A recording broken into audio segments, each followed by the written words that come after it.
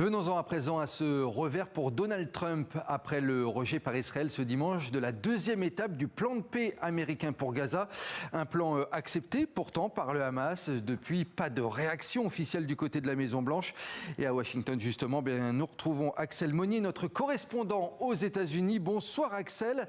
Alors comment expliquer ce silence radio de Donald Trump après le refus de son allié israélien? Un manque de réaction plutôt surprenant de la part du président américain.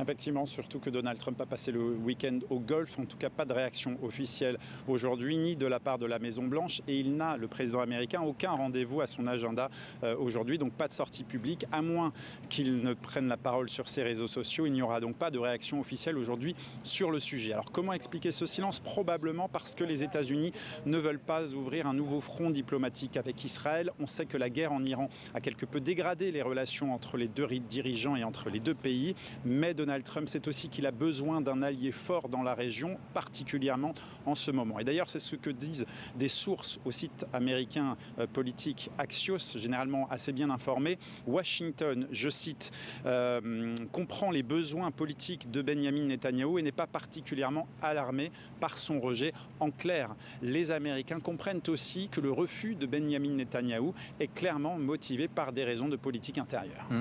Axel, est-ce que l'on peut parler de revers pour Donald Trump et est-ce que cela peut le fragiliser politiquement ? En tout cas, oui, le Board of Peace, qui est à l'origine de ce plan pour la paix, c'est son initiative, c'est son bébé, c'est sa réponse à ce qu'il considère comme la vieillissante et inutile ONU. Alors là, c'était le premier test, la première réalisation diplomatique pour que ce Conseil de la paix et, eh bien, c'est un refus. Et c'était autant plus important que ce refus, il vient du principal allié des Américains et que Donald Trump lui-même, depuis qu'il est revenu ici à la Maison-Blanche, se fait passer pour le faiseur de paix. Donc oui, effectivement, c'est un revers, mais probablement un échec temporaire. Pourquoi? Parce que les discussions vont continuer, les négociations vont continuer, notamment sur le point précis qu'Israël critique, c'est-à-dire qu'ils ne veulent pas se retirer de Gaza tant qu'il n'y a pas un désarmement total et non pas temporaire du Hamas. Alors oui, les discussions vont continuer et on peut faire confiance au talent de négociation de Donald Trump pour essayer à la fois de convaincre Benyamin Netanyahou, mais surtout de lui mettre la pression, à moins que les Israéliens ne s'inspirent des Iraniens et ne parviennent, eux, à imposer leurs propres conditions dans ce plan pour la paix. Axel Monnier depuis Washington aux États-Unis. Merci beaucoup Axel. Pour aller plus loin sur la question, on prend à présent la direction d'Israël. Retrouvez notre correspondante Bethsabée Salem.